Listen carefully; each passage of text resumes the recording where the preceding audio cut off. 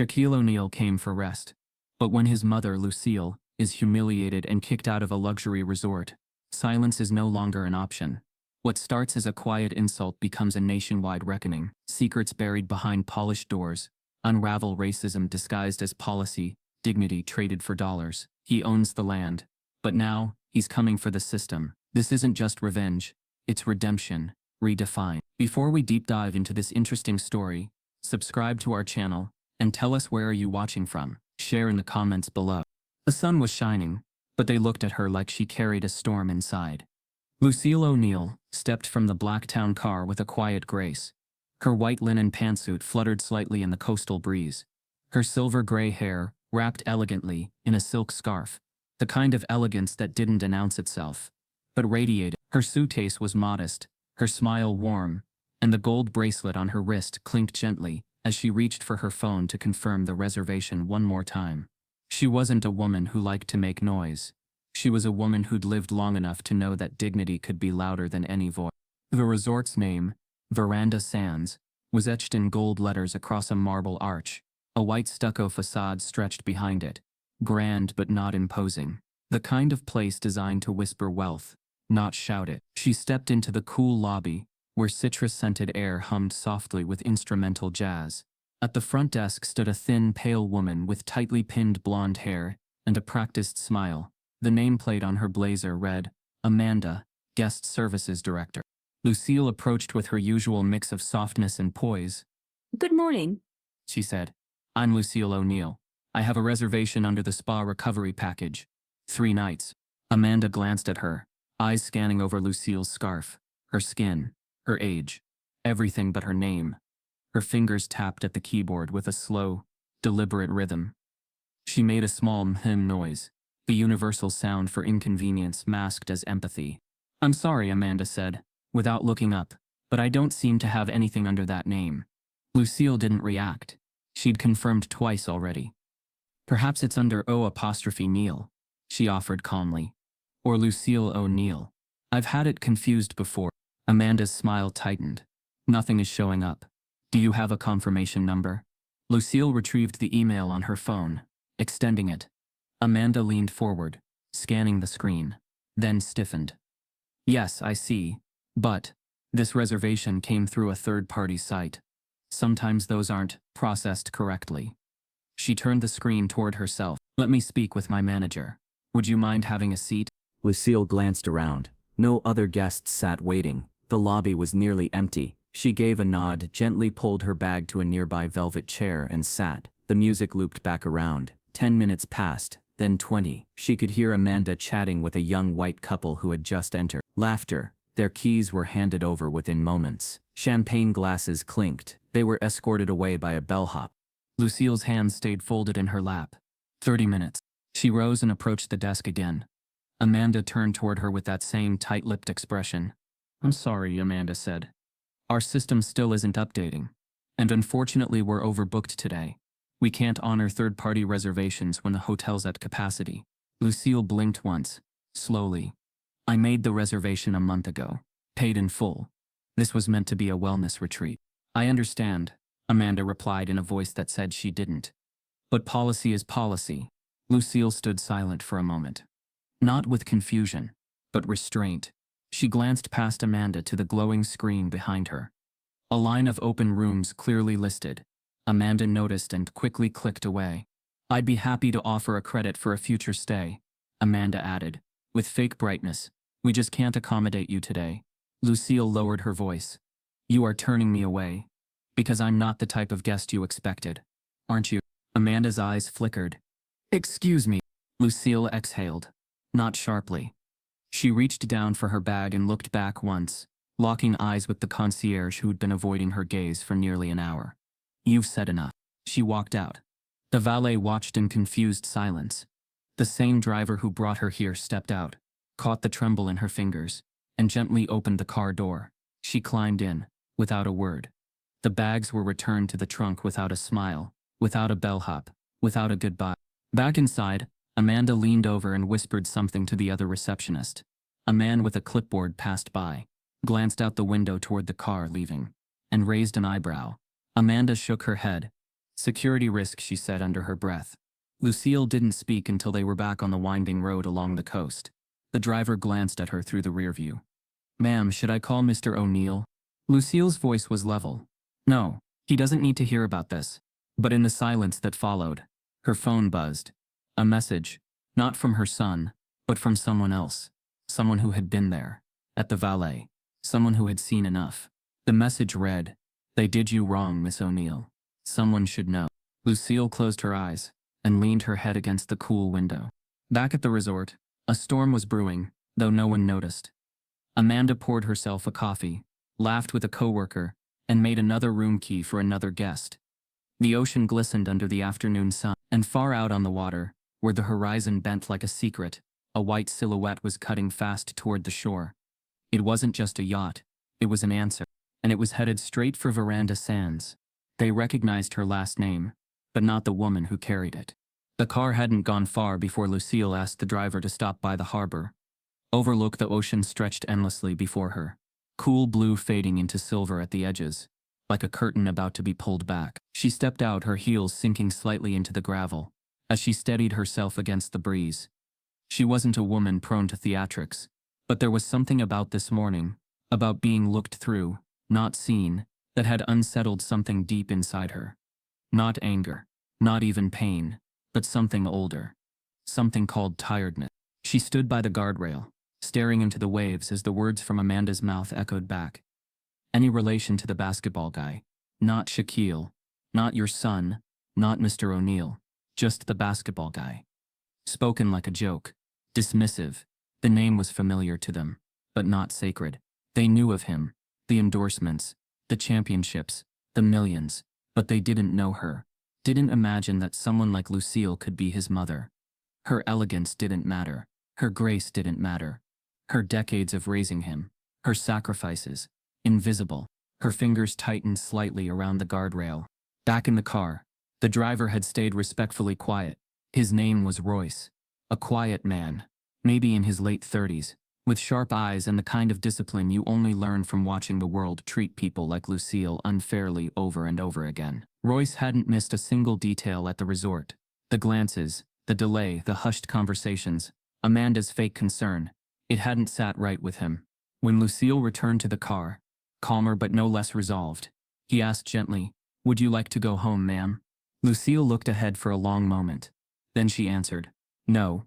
Let's just ride." They took the coast road slowly, the cliffs rising and falling alongside them. And somewhere between a lighthouse and an old pier, Royce made a decision. He didn't ask permission.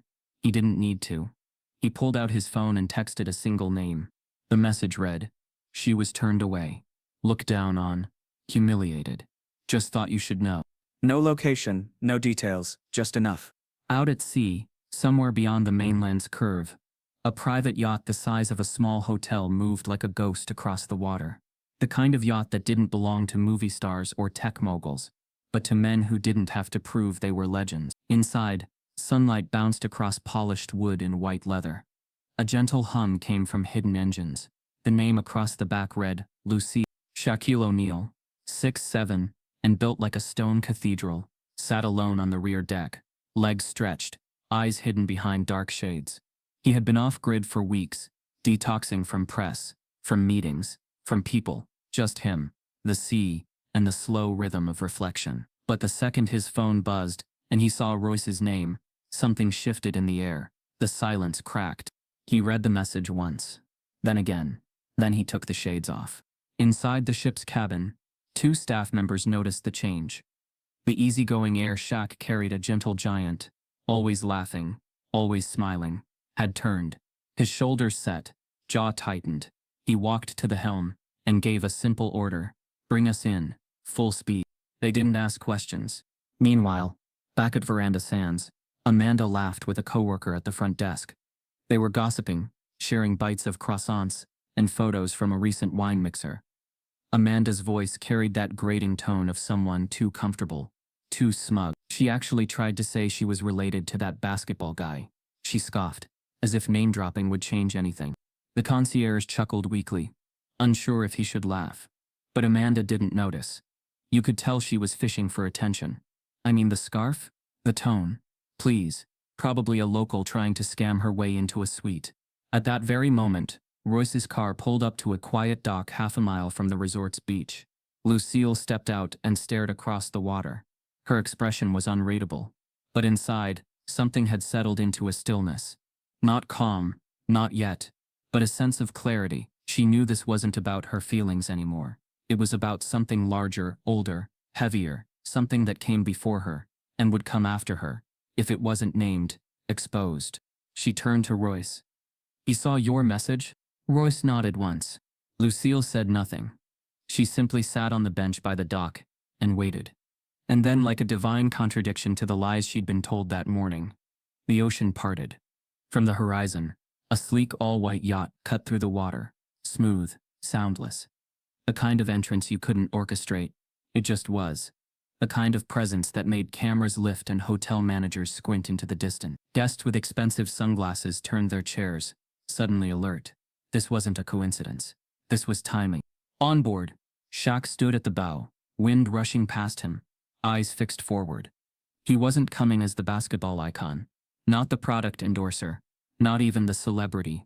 He was coming as a son. The moment the yacht's anchor dropped, just off the resort's private beach, buzz began to ripple. Phones lifted. Whispered speculations danced between cabana servers and spa attendants. Is that who I think it is? Someone whispered. Is that Within 10 minutes, resort management was alerted. Within 20, Amanda was nervously smoothing her blazer, trying to look composed. He's probably just here for a meeting, she told the assistant manager. Coincidence, I'm sure. But her voice shook just a little when she saw Royce walking up the beach path, holding the door open for a figure far too large to ignore. Shaq didn't smile when he entered the lobby. He didn't wave. He didn't say a word, but his presence filled the room like a rising tide. All Amanda could do was stare, mouth parting slightly. For a moment, no one said anything. Then Shaq walked slowly to the reception counter. His eyes scanned the marble, the glossy brochures, the stacked key cards. Finally, he looked up at Amanda. She opened her mouth, perhaps to greet, perhaps to apologize, but stopped, because behind him, Lucille O'Neal had stepped inside, not timidly, not cautiously, but with the kind of presence that could only belong to someone who had earned it. And for the first time that day, Amanda realized she hadn't seen a guest. She had watched a queen walk out, and now the queen had returned, not alone. When a billionaire walks into your lobby unannounced, you don't call security, you hold your breath. The sun glared down with casual arrogance as Shaquille O'Neal stepped off the tender boat onto the private resort dock. No entourage, no velvet ropes, just him, 6'7", frame casting a shadow longer than any umbrella on the sand, wearing a plain gray t-shirt, navy cargo shorts, and brown flip-flops. No chains, no logos. The only thing louder than his steps was the silence that followed them. Every server, every guest with a mimosa in hand, turned as he walked past, not quite recognizing him without the polish of celebrity packaging. He didn't walk like a man demanding attention. He walked like one reclaiming space. A few staff whispered. A couple of guests squinted and pointed, but no one moved. His eyes didn't scan the scenery. He'd been here before, years ago, when the resort first opened. Quietly, no press, no favor. He'd invested, not for profit, but for vision. His mother had said it, reminded her of home, and so he funded it. Never asked for naming rights, never visited again, until now. Inside the lobby, the air was still chilled and lemon-scented, still carrying that fake calmness luxury properties manufacture to hide chaos behind the scenes. The front desk was backlit like a theater stage, and Amanda stood at center, straightening a vase of lilies with her manicured fingers, pretending not to notice him approach. Her eyes flicked up, registering a large man in casual wear. She smiled, bland and automated. Welcome to Veranda Sands. Are you checking in, sir? Shaq didn't answer immediately. He looked around, slowly, soaking in the space where his mother had been denied dignity. His silence was heavy. Amanda's smile twitched just a little. If you need to speak with someone about day passes, she said quickly. We are unfortunately at capacity. From behind him, a second figure entered. A sharply dressed man, in a fitted black suit, holding a folder and moving with deliberate purpose. He didn't look like a guest or a staffer. He looked like what he was, the man who cleaned up behind giants. Excuse me, the assistant said, stepping beside Shaq. You may want to call your general manager. This man owns the land beneath your resort. Amanda froze. There was no mistaking the sentence. The lobby's soft music might as well have cut out entirely. The words echoed, owns the land, as if they'd cracked through the marble floors and splintered whatever confidence Amanda had crafted that morning. I'm sorry, she stammered, tone shifting from corporate cheer to thinly veiled panic. You heard me, the assistant replied, crisp and cold. Mr. O'Neal is not only a financial backer of the development company that built this resort, but he holds principal ownership of the shoreline property rights as a silent partner, which means everything you're standing on is, in effect, his. Shaq still hadn't said a word. Amanda blinked. Twice. Mr. O'Neal, she repeated, voice tight. Shaquille O'Neal. Now the dots began to connect. The size, the name, the headlines she never read past. The man whose face was on every commercial, but whose quiet demeanor today had completely thrown her off. The man she had indirectly insulted by insulting his mother. Please, she whispered, stepping out from behind the desk, palms nervously extended. Please, let me explain. No need, Shaq said, finally speaking.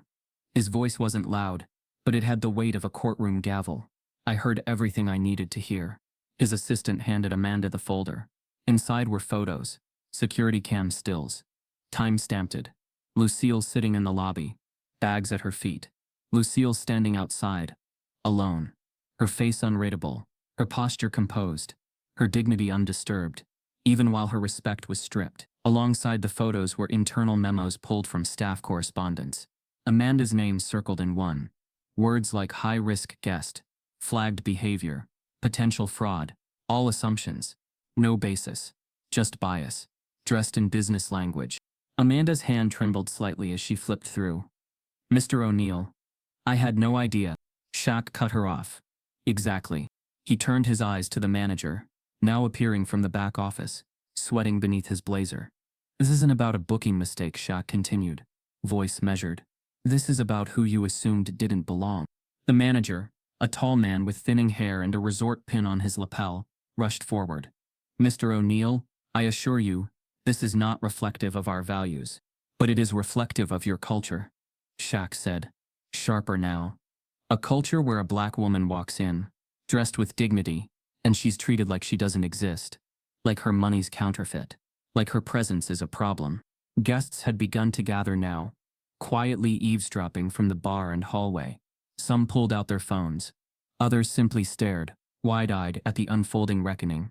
This wasn't a tantrum. This wasn't revenge porn. This was justice wearing flip-flops. The manager extended a hand. We'd like to make this right. Shaq didn't shake it. You're going to. But not for me. For her. At that moment, the lobby doors opened again. Lucille entered, dressed not for drama, but with the same understated elegance as before. She didn't look around. She didn't gloat. She simply walked up beside her son and placed a gentle hand on his back. He looked down at her, and something in his face softened. She spoke quietly, but clearly. I didn't come here to be anybody's example. I came here to rest. The room held still. The assistant manager cleared his throat, voice faltering. We can arrange for the suite, spa services, anything. Lucille shook her head. I don't want services. I want acknowledgement. Shaq stepped forward again. You'll give her more than that. You'll give her the apology she deserves, in writing. You'll undergo a full staff audit, and every guest you've flagged for suspicious behavior that reads like code for color. You'll clear those lists. Amanda nodded rapidly, eyes shining now. Of course. Absolutely. Shaq narrowed his gaze. And then you'll explain publicly what happened here. The silence stretched, but no one objected. He didn't yell. He didn't curse. He didn't break anything. He didn't need to. Because sometimes, the most disruptive power in the room isn't the loudest. It's the calm one. The one with nothing to prove. The one who can walk through your doors in flip-flops and rewrite the script without ever raising his voice. Shaq turned, placed his hand on his mother's shoulder, and guided her out. Behind them, the air had changed, like a spell had broken, and the ocean outside, once glittering with blind serenity, now shimmered with something else entirely. Accountability. They offered flowers. He asked for receipts. The moment Lucille stepped out of the lobby with her son, the panic behind the front desk turned surgical. Phones rang. Radios buzzed. A flurry of whispered directives flew between management and public relations. The goal wasn't justice. It was containment. Within minutes, a suite that had been unavailable just hours before was magically free. Staff scrambled to refresh it. A complimentary gift basket was rushed to the room, packed with imported fruit, sparkling cider, monogrammed towels, and a handwritten card that read, "We deeply regret the inconvenience." The ink was still wet, but what they didn't understand, what they had never taken the time to understand, was that this wasn't about luxury. Lucille didn't need a suite. Shaquille O'Neal didn't need sparkling cider. What they needed was honesty. And what Shaq wanted now was truth. On paper, with names attached. They were escorted not by Amanda this time, but by a nervous executive guest coordinator to the penthouse suite. Shaq remained quiet the entire ride up. The elevator chimed open onto a sweeping view of the coast, floor-to-ceiling windows stretching across a marble floor so pristine it looked untouched. Everything smelled like jasmine and lemon oil. The kind of detail meant to dazzle, to distract. But Shaq wasn't here to be impressed. The guest coordinator, a man named Peter, fumbled through a string of apologies. "Mr. O'Neal, we've taken swift action to address what occurred this morning. Miss O'Neal has our sincerest apologies, and will of course be receiving a Shaq cut him off. "I want records." Peter blinked. "Excuse me? I want a copy of every incident report with my mother's name on it." Shaq said evenly. "Every note in your system. Every flag. Every excuse someone wrote down to justify what happened this morning. And I want security footage. Lobby, parking lot, all of it." Peter hesitated. We'll need authorization." "You just gave us the top suite without a signature," Shaq said. "Don't start asking for authorization now." Lucille sat on the edge of a chaise, hands folded in her lap, watching her son. He wasn't raising his voice. He didn't need to. His calm was calculated. Cold. He was done playing gentle. Peter cleared his throat, nodded, and stepped out with a quick, "Of course, Mr. O'Neal. I'll return shortly." The door clicked behind him. Shaq walked to the window, his back to the room. "They're hiding something." Lucille spoke softly. "They always are." Half an hour later, Peter returned with a flash drive and a manila envelope. He handed them to Shaq without a word. His face was pale, nervous. "We've provided all the documentation available. The footage has been unedited." Shaq nodded and dismissed him with a glance. He inserted the flash drive into his laptop. The first thing that appeared was a file labeled Incident Log, L. O'Neal. The second, Employee Flag System Overview. The third, a folder titled Security, Lobby Cam. Lucille moved to sit beside him as he opened the first document. There it was, line by line. Guest, Lucille O'Neal. Date, March 11. Issue, flagged by front desk for possible third-party fraud. Note, guest became agitated when reservation not found. Displayed signs of entitled behavior. Refused to leave at first request. Raised voice. Recommendation, blacklist from future stays.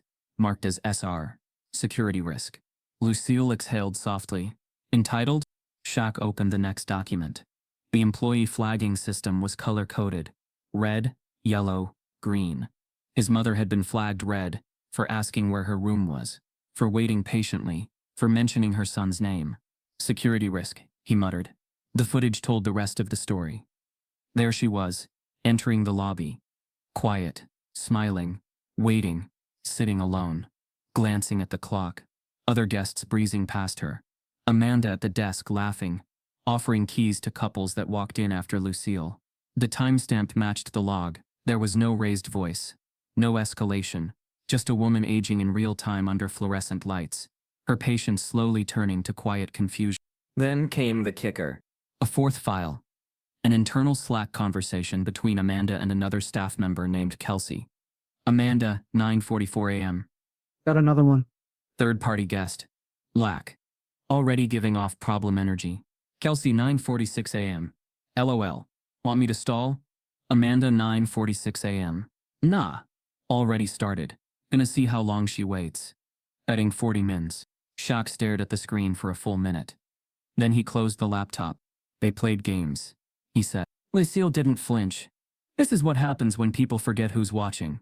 But she was wrong. They hadn't forgotten. They had never thought they'd be watched in the first place. That was the difference. That was the crime.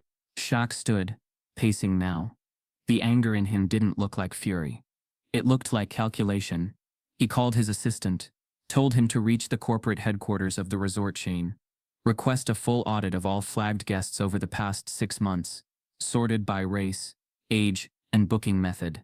He wanted data, patterns, proof that this wasn't just about his mother, that this was systemic, because it wasn't a fluke. It was a process, one built quietly into the framework of hospitality. A set of unspoken rules that said who was welcome and who was watched. And now, for the first time, someone with power was watching them back.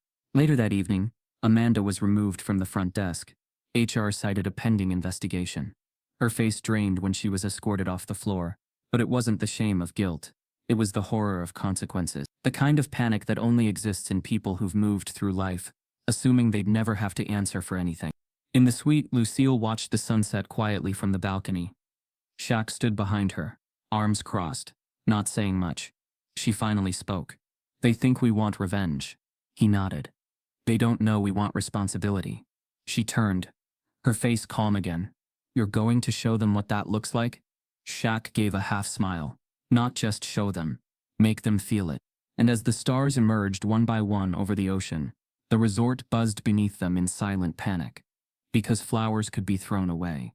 But receipts? They stay. He came with fire, but she asked for water. The air inside the suite had grown heavier since the files were reviewed. Since the footage played out in looped silence. Now morning light poured through the wide windows like a judgment. Soft but unwavering. Shaq sat alone on the balcony's stone bench, elbows on his knees, phone screen dimmed beside him. The headlines had broken overnight. NBA legend's mother denied service at luxury resort. Shaquille O'Neal labeled security risk. Shaq's quiet fury over racist hospitality protocols. News vans were already idling just beyond the gated entrance. A drone hovered discreetly offshore. What started as an isolated insult had cracked open like a fault line, and everyone was watching to see who'd fall in. Inside, Lucille paced softly, a folded newspaper in her hand. She hadn't asked for this storm. She hadn't wanted cameras or lawsuits or corporate shaming. She'd only come here to rest, to breathe, to have 3 days without anyone needing her to be strong. Now the world wanted her to be a symbol. "You leaked it, didn't you?" she asked, her voice quiet but sharp.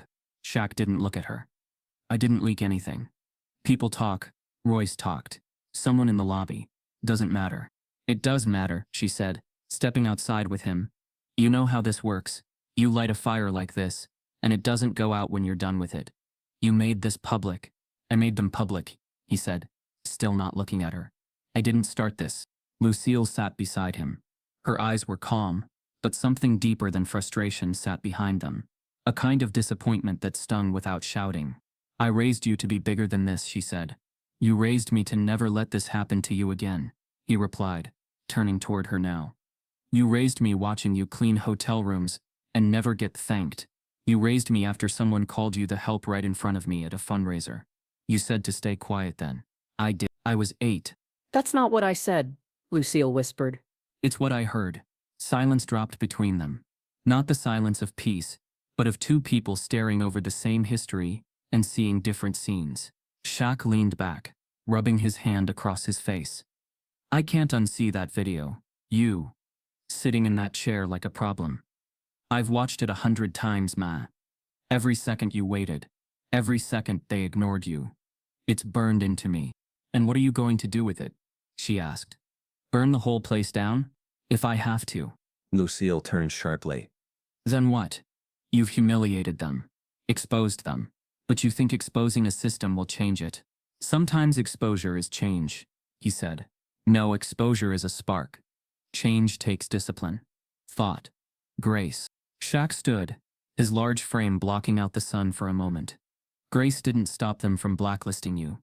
"No," she said. "But it's what stops me from becoming like them." Shaq paced the balcony edge.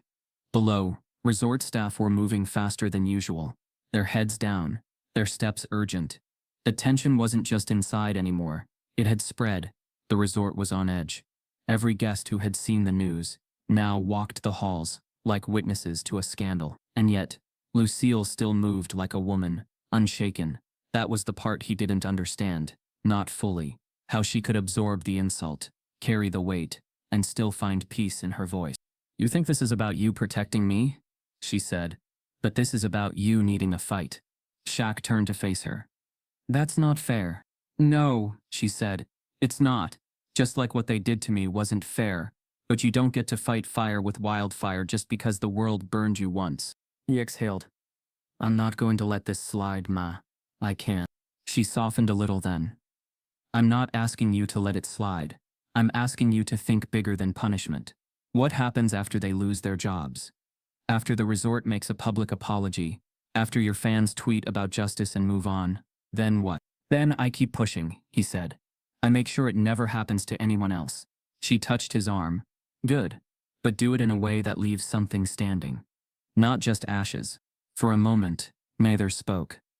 The morning buzz of cameras continued below.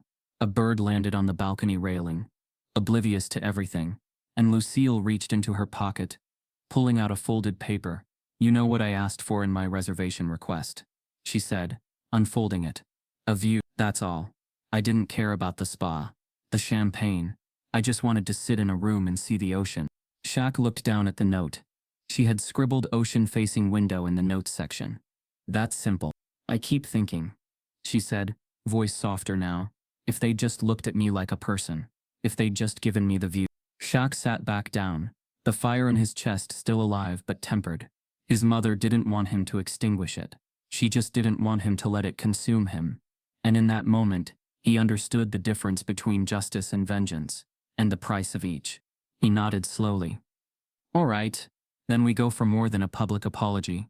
We go for policy change. Real systems. No more guesswork behind front desks. No more blacklists built on bias. No more rooms denied to women who ask for a view." Lucille smiled faintly. "Now you're talking like the man I raised." That night, he drafted a letter. Not a threat, a challenge, addressed to the resort's corporate leadership. Outlined with data, video stills, and a proposal. Not for hush money, not for PR spin, for reform. A third-party racial bias audit of all resort properties, staff training programs led by experts in systemic bias, transparency reports made public every quarter, and most of all, a living tribute, under his mother's name, to fund wellness retreats for women of color who had been shamed in places they paid to feel safe. He called it the Lucille Standard, because change doesn't come from shouting. Sometimes it comes from a mother who asks for water, and a son who learns how to pour it. The story wasn't about a billionaire's mother, it was about every mother. The next morning, Lucille O'Neal opened the curtains to find the ocean no longer the only thing glittering below. Dozens of camera lenses pointed up from the beach entrance. Satellite vans crowded the road past the private gate. Microphones hung like vultures over fences. Some reporters waved, others just waited. Not for her, not exactly, but for what she had become. It had started with one post, a grainy cell phone video of her being turned away, captioned simply, "This is how you treat the mother of a legend." That was enough. The fire caught quickly. Twitter, Instagram, TikTok. Hashtags bloomed overnight, like wildflowers. Lucille deserved better. Resort redline. Seen and silenced. But then something shifted. People began replying with their own stories, not about celebrities, but about themselves. Women and men across the country, guests of color, black families, stories of delays, booking errors, the wrong kind of questions, being told to wait in lobbies while others were served. Some had proof, some didn't. But the pattern was clear. This wasn't about Lucille anymore. It was about every mother who had waited politely while her dignity was quietly stripped. Shaq stood at the balcony rail, arms crossed, watching the crowd grow. The chants had started around sunrise, soft, rhythmic, respectful. Justice with grace, not just a face. Then no more blacklists, no more lies. Then came signs, wellness for all, dignity is not a luxury. Ask her name before you judge her story. By 9 a.m., the resort's general manager had been moved off-site. Amanda's social accounts were locked down, and the resort's board had issued a statement that reeked of marketing department damage control. "We are saddened by the events and are committed to listening and learning." Empty words, in elegant fonts. Shaq turned from the window. His mother sat at the small breakfast table, calmly stirring her tea. Not a hair out of place, not a tremor in her voice. It was as if the world outside wasn't crashing in, as if she'd already weathered storms far worse. And this was just mist. They want to interview you, Shaq said, placing a tablet in front of her. Headlines flickered across the screen. Lucille O'Neal, the mother who sparked a movement. Veranda Sands under fire for systemic discrimination. Shaq's silent war with big hospitality. I figured, Lucille replied, not even glancing at the tablet. He sat. You should at least tell your side. I already did. When I didn't yell, when I walked out with my back straight, that was my side. Shaq clenched his jaw. They're twisting everything. Saying this is a celebrity stunt, a PR move. Some people think we planned it. Lucille finally looked at him. Then let them think. My integrity doesn't need their belief to exist. Shaq leaned back, shaking his head. You're not mad enough. I've been mad, she said. I've been so mad. When I scrubbed hotel bathtubs after raising a child alone. When I was called miss by men half my age, in conference rooms. When my voice got talked over, again and again. But mad doesn't build anything. Mad just burns. He didn't answer. Couldn't. Because he was still mad. Still burning. But even he knew she was right. A knock at the suite door interrupted them. It wasn't a bellhop. It was Shaq's assistant, Leon, holding a sealed envelope and wearing a face that said, "You need to see this now." He handed it to Shaq. Anonymous tip. No return. Courier dropped it off 20 minutes ago. Said it was from someone inside. Shaq opened the envelope and pulled out a USB drive, along with a typed note that read, I can't keep working here, and staying silent. There's more. Look at the staff communication board from last month. They're still using the list. Leon connected the drive to his laptop, pulling up a folder labeled March Watch List. Inside was a spreadsheet, dated and stamped, listing names, nearly all of them, Black or Latino, under the heading Flagged Guests, High Sensitivity Profiles. The reasoning column read like thin excuses, unusual payment method, multiple questions at check-in, didn't respond to concierge welcome. Shaq scrolled. There were over 100 entries. The list had been updated just a week ago. This is the real policy, he muttered. The whole damn system. Lucille stood quietly behind him. She didn't say, I told you. She didn't cry. She just picked up the phone and called down to the front desk. When someone answered, she said calmly, please connect me to the general counsel of your parent company. They didn't hesitate. By noon, news of the whistleblower document had hit the feeds. Screenshots leaked, guest names blurred. But the proof was there, a profiling system baked into the resort's protocol. Not a glitch, not a rogue employee, a structure. That's when the protests changed. More than angry guests, former staff showed up. A young woman in a green staff polo stood at the microphone on the sand and said, I was told to never offer ocean-facing rooms to guests who didn't fit the brand look, and when I questioned it, I was moved to laundry. She had been 23. Others followed. Bellhops. Concierge trainees. One man said he had been fired for checking in a black family, who used a discount code. Another revealed there was an unspoken term among staff, room whisper. It meant a nod from management on who deserved discretion and who deserved suspicion. And Lucille? She said nothing. She watched, listened, took notes. That afternoon she agreed to one interview, not with a national network but with a quiet local black-led media group that had requested her story respectfully. They met her on the balcony, no lighting crews, no makeup teams, just a microphone, a single camera, and questions that felt like conversations. The interviewer asked her, do you think this would have happened if your name wasn't O'Neal? Lucille looked out at the horizon. It didn't happen because of my name. It happened in spite of it.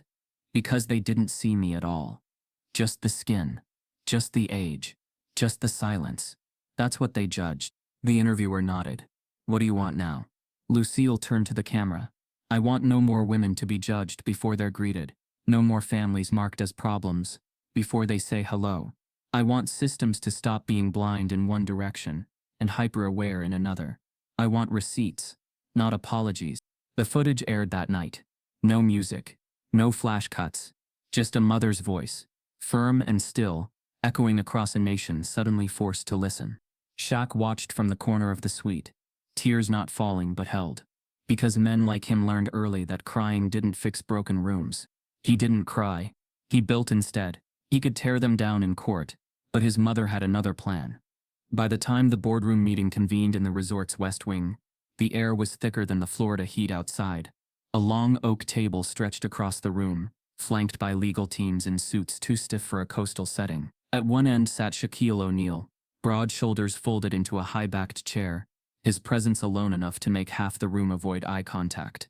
At the other end sat Lucille, quiet but composed, a pearl brooch pinned to her lapel like a seal of calm resolve.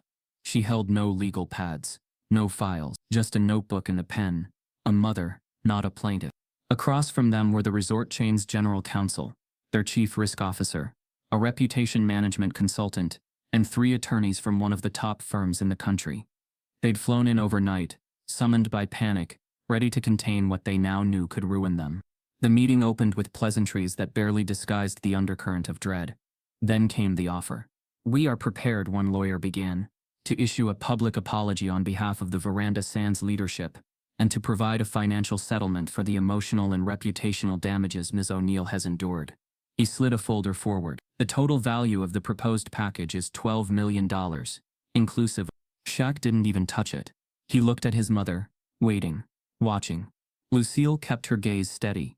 "You think this ends with money?" The lawyer faltered, confused. "Well, no, ma'am. We believe it's a starting point for reconciliation." Lucille's pen clicked softly. "Reconciliation implies both parties want to meet again. But I don't want to shake the hand that shoved me out the door." A tense silence. Another executive spoke, nervously. "We understand the public perception right now is volatile, and we're committed to restoring trust." Lucille raised a hand gently. "Restoring trust," she echoed. "Trust was never yours to restore. It's ours to grant. And right now you haven't earned that." Shaq leaned forward, his voice low. "You labeled my mother a threat. Red flagged her. You used a list that targets people who look like us, and called it policy. You knew what you were doing. And now you want us to walk away with a press release and a payout." The corporate lawyer bristled slightly. "This is standard practice in high-profile incidents. Settlements allow both parties to avoid prolonged litigation." Lucille interjected, "We're not here to avoid anything. We're here to build something better." She opened her notebook. "Not a lawsuit. A plan." "I'm not accepting your money," she said. "Instead, I'm offering you a chance to partner in real change." The room shifted. Lawyers exchanged glances. One whispered into a colleague's ear. Lucille continued, "You want to fix this? Then let's do something permanent. Not symbolic. Not surface level. Here's what I want." She passed the notebook down the table. Her handwriting was clear, measured, and impossible to ignore. "Establish a scholarship fund. Not under my name, but under the names of the guests you've profiled and turned away for Black and Latino youth, pursuing hospitality management, executive leadership, and public ethics. Starting balance, $10 million. Commit to hiring no fewer than 10 Black executives into senior resort leadership roles within the next 12 months, with full transparency on hiring metrics. Create and implement a national third-party anti-bias training initiative, developed by civil rights educators and accountability experts, mandatory across all resort locations. Not a one-day course, a year-long tracked program, with audits. Fund a recurring conference called the Lucille Standard, a platform for women of color in the hospitality industry to share, lead, and influence operational policy nationwide, held here, at this resort, every year." She paused, letting the weight settle. "And if any of this is declined, then yes, we sue. And I will testify with peace in my voice and fire in my heart." The general counsel leaned forward, stunned. "Mrs. O'Neal, that's not a proposal, that's a restructuring of our entire operational strategy." Lucille nodded. "Yes, it is, because your strategy is broken." Shaq was still. Pride flickered behind his eyes. He hadn't seen it coming. This wasn't the route he would have taken. But somehow it was more powerful than any courtroom win. This was her way. Her revolution. Clean, structured, unshakable. The board members asked for a recess. In the hallway, Shaq and Lucille sat side by side on a padded bench while attorneys whispered behind closed doors. "You really gonna turn down $12 million? Shaq asked, half smiling. Lucille tapped her notebook. "What's that worth if nothing changes?" He chuckled. "You do know you just handed them a blueprint for tearing down their own walls? That's what good blueprints do," she said. "They show you what needs to fall before something better can rise." 30 minutes passed. Then the door opened. The lead attorney stepped out, adjusting his tie. "We'll accept all 4 provisions," he said. "Conditional on mutual oversight." Lucille smiled. Condition accepted. The handshake that followed wasn't triumphant. It was purposeful. A truce, not a trophy. Lucille had not simply refused a settlement, she had rewritten the terms of justice. The announcement came later that evening. A press conference held on the resort's sunlit veranda, the same place where black and brown guests had once been quietly misdirected, delayed, downgraded. Now the backdrop for a different kind of statement. Lucille stood at the podium beside Shaq. Behind them, the resort's new interim diversity officer, a black woman named Carla Jennings, recently recruited from a major nonprofit, nodded in solidarity. Cameras roll. "I didn't come here for a fight," Lucille said. "But sometimes the fight comes to you in disguise. Not with fists, not with fire, but with policy, silence and systems built on assumptions." She held up the original reservation confirmation. "I came here for peace, and I still want peace. But peace doesn't grow in soil that hides its roots. So today we start planting something new." Shaq didn't speak during the press conference. He didn't have to. His mother had already said it all, and when the crowd erupted in applause, he stepped back, letting her lead, not as a celebrity, not as a symbol but as a woman who'd traded revenge for revolution. That night, Shaq returned to the suite and placed the $12 million settlement offer letter in a drawer. Not to forget it, but to remember what they'd chosen instead. A lawsuit might have ended the story, but legacy? Legacy had just begun. Soon after Brielle came forward, others followed. Not with tweets, not with viral videos, but in quiet meetings, anonymous emails, side conversations behind towel carts. A young man named Marcus, a housekeeping lead with 3 years under his belt, emailed Shaq's legal team with a file attached. It was a list of internal complaints that had never been escalated. He had taken screenshots of messages from employees who were reprimanded for deviating from protocol. Protocol in this case being giving too much attention to guests of color, questioning a manager's guest downgrade decision, or calling out favoritism in upgrades. Marcus had once been reprimanded for offering a free bottle of wine to a black couple celebrating their anniversary, the same gift routinely offered to white honeymooners. The reason given for his warning: selective guest engagement. No paper trail, just pressure. Then came a groundskeeper named Elias, a quiet man in his late 50s, with salt and pepper hair and a limp from an old injury. He approached Lucille herself one morning, near the garden path. He didn't say much, just offered her a nod and quietly said, "I saw you that morning. I saw how they treated you. I've seen them do it before. I'm sorry." She placed her hand on his and said, "You don't have to carry that anymore."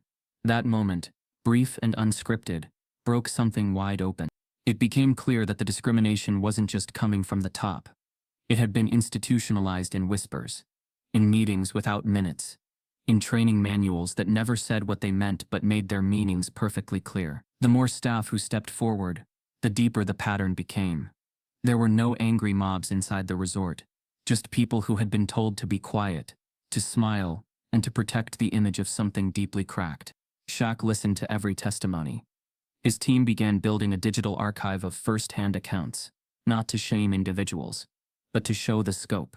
He made one thing clear in every meeting. This isn't about who said what to who. It's about who taught them to say it. When the resort chain's leadership caught wind of the staff revolt, they panicked. Executives sent out internal memos urging discretion in conversations with outside parties. They offered bonuses for employee loyalty, but it was too late. The momentum had shifted. Truth had already found its voice. And once it starts echoing, it doesn't go back to a whisper. One anonymous staff member emailed Shaq's team a list titled Room Tags and Color Codes. It revealed that in several properties within the same brand, guests were informally categorized during reservations.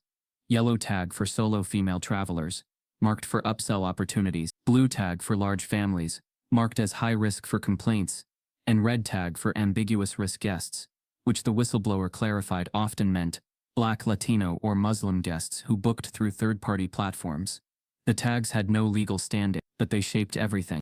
Lucille read the list in the suite that night. Her face was tired, but not defeated. "You see it now, don't you?" she said to Shaq. He nodded. "Yeah, I used to think it was just bad people, but it's deeper." "It's always been deeper," she said. That's why it stays hidden. Because if it was just one person, we'd fire them and move on. But when it's everyone, it's the design. That night, Shaq drafted a second open letter, addressed to hospitality workers across the country. It didn't shame them. It invited them. Invited them to speak, to share, to unearth. The letter read, in part, to the ones in aprons and polos and walkie-talkies. To the ones who saw it and said nothing because they needed rent. To the ones who whispered truths in back rooms, hoping someone would listen. I'm listening now, and I won't stop. By the end of the week, over 1,200 hospitality employees from across the country had submitted anonymous testimonies. And Veranda Sands? It wasn't just a resort anymore. It was the epicenter of a reckoning. He came to shake a building, but stayed to rebuild it.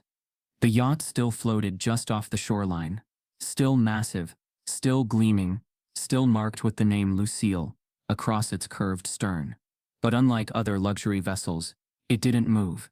It didn't drift from harbor to harbor, chasing sunsets and exclusivity. It stayed anchored, day after day, a quiet monument, with no need for applause. Guests at Veranda Sands began to call it the Eye, not out of fear, but respect, because it wasn't there to flaunt. It was there to remind. After everything, Shaquille O'Neal could have sailed away. He had the means, the press leverage, and every legal door open to vanish victorious. But he didn't. Instead, he stayed. Not in anger, not anymore, but in resolve. The yacht became his base of operations, and within 2 months, he completed the acquisition, majority ownership of the resort chain that had profiled his mother and so many others. He didn't rebrand it with his name. He didn't plaster his face on brochures. What he did was harder, quieter. He dismantled the foundation piece by piece, and rebuilt it with hands that knew what dignity looked like when it had been denied. The resort's new executive team included former whistleblowers, civil rights consultants, and industry veterans who had spent decades shut out of boardrooms because they didn't fit the hospitality image. The red tag system was scrubbed, not just from Veranda Sands but across all associated properties. Shaq instituted surprise audits, built an internal accountability platform, and made it publicly accessible. If a guest felt mistreated, they could submit a grievance through an app, receive a direct review from corporate leadership, and track results in real time. But it was Lucille's idea that changed the heart of the place. She called them dignity dinner.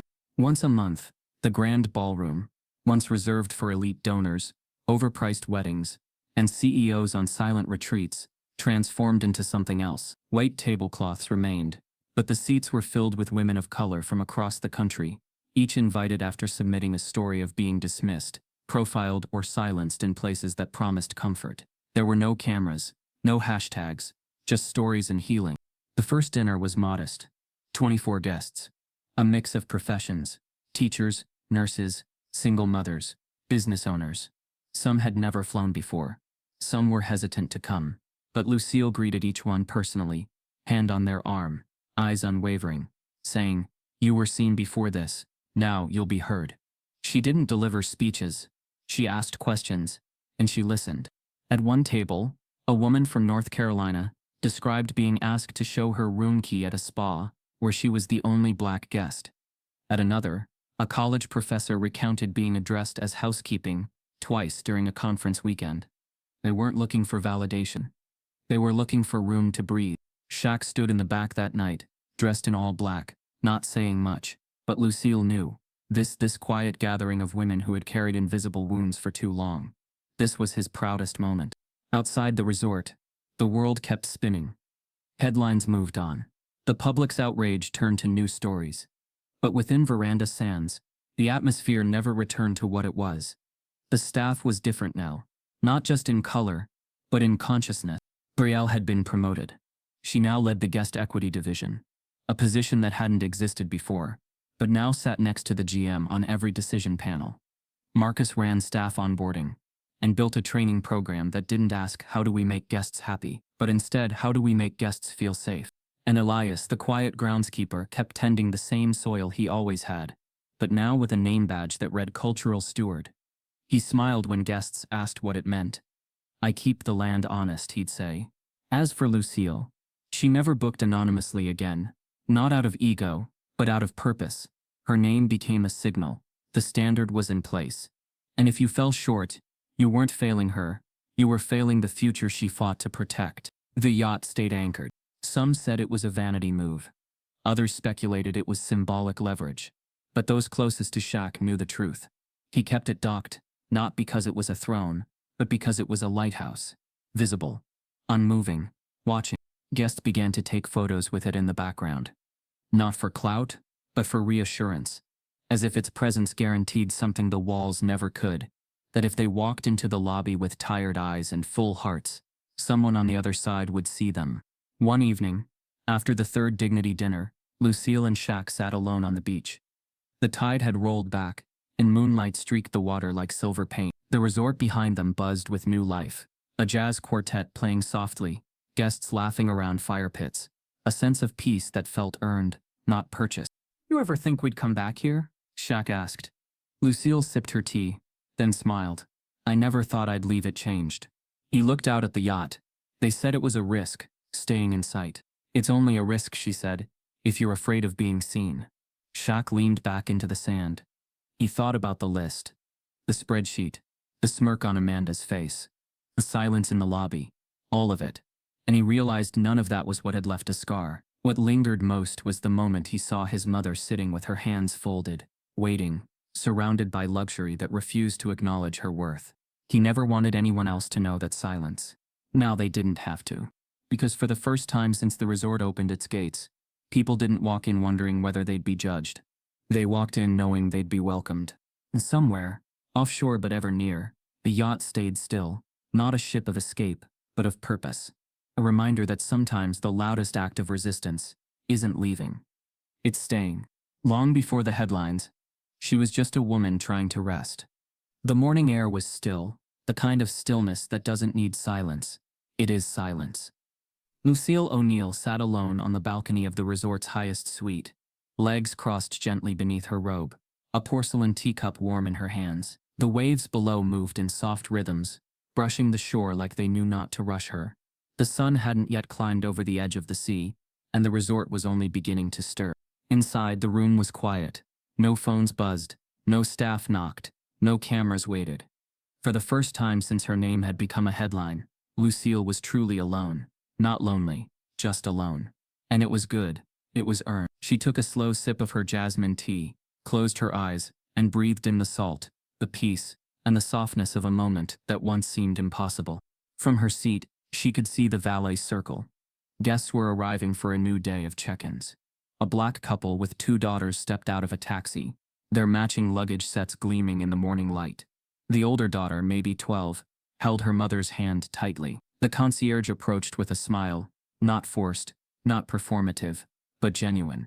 Bags were gathered without hesitation. Welcome drinks appeared as if on cue. The family was led inside. No waiting, no staring, no proving necessary. Lucille watched them with a smile that touched the corners of her soul. Not because they were treated well, but because no one had to decide to treat them well. It was now the default. Her thoughts drifted. She remembered being 19, pushing a cart full of towels down a hallway in a hotel on the edge of Atlanta. No one made eye contact back then. She'd say, "Good morning," and guests would move past her like she was a shadow. She didn't hate them. She just wondered, sometimes, what it would feel like to be on the other side of the door, wearing a robe instead of folding them. One night, after a long shift, she'd stayed past hours, just to sit on the cleaning closet stool and sip coffee from a paper cup. The hallway outside had a tiny ocean painting hanging crooked on the wall. She'd stared at it for a long time, not for the brushwork, but because it gave her a glimpse of somewhere else. Somewhere she didn't have to earn rest. Somewhere she didn't have to shrink to be safe. Now she was here. Not because of luck. Not because of headlines. Because she stayed standing. Behind her. Inside the suite, a tablet rested on the table. Its screen glowed faintly with an open article. The Lucille Standard. 1 year later. A national movement in hospitality equity. But Lucille didn't read it. She already knew what it said. She didn't need reminders of what had bloomed. She had lived the soil it came from. The suite door clicked softly. Shaq stepped out, still barefoot, holding his own mug of coffee. He didn't speak right away. Just stood beside his mother, looking out with her. "They keep asking if I'm proud," he said quietly, voice lower than the tide. "About the yacht. About the movement. About the dinner. Lucille glanced sideways, smiling. And are you? He nodded slowly.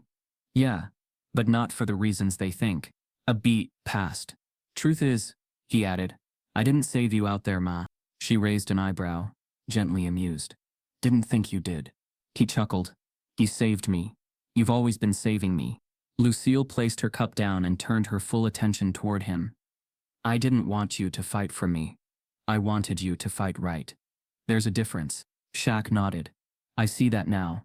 He looked toward the anchored yacht, still floating offshore like a punctuation mark on the horizon, then toward the garden below, where last night's dignity dinner had ended with laughter, not tea, then toward the beach, where a young black bellhop handed a white guest her sun hat and was thanked by name. None of it was performative anymore. It was culture, and culture, once changed, from the inside out, doesn't need applause. Shaq turned back toward the room. They're setting up for the documentary crew. Lucille groaned lightly. More interviews? Just one. They want your story. They already have it, she said. They just didn't listen the first time. Shaq smiled. Then maybe it's time they sit still. She looked up at him. This man she raised. This man who once asked why she cried quietly when cleaning other people's homes, who now owned the land beneath the one that tried to humiliate her. He had learned not just how to stand tall, but how to lift gently. You know, she said, this whole thing started because I just wanted a room with a view. Shaq looked out at the expanse. Now the whole world sees you. Lucille shook her head. They see themselves. I was just the mirror. They stayed like that for a moment longer, letting the morning fill them. Then Lucille rose, brushed invisible dust from her robe, and turned toward the suite. You coming? She asked. Shaq nodded. Yeah, let's finish this right. As they walked inside, the waves continued below, and for the first time in a long, long time, the room behind them, the world really, didn't feel heavy. It felt ready.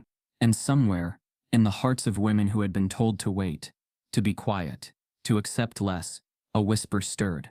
Her name was Lucille. And now she wasn't just resting. She was leading.